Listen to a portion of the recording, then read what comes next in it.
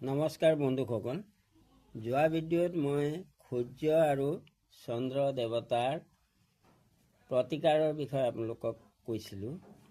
আজি মই বৃহস্পতিৰ বিষয়ে ক'ম। বৃহস্পতি দুৰ্বল হৈ থাকিলে আমাৰ কি কি অসুবিধা হ'ব পাৰে। ওচৰ চুবুৰীয়াৰ লগত মতানৈক্য হ'ব পাৰে।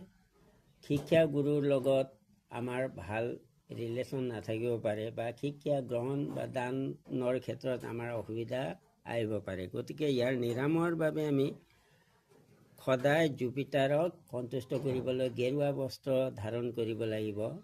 বৃহস্পতিবাৰে পাৰিলে সদায়, নহ'লে বৃহস্পতিবাৰে, আৰু গেৰুৱা ফুট কপালত ল'ব লাগে।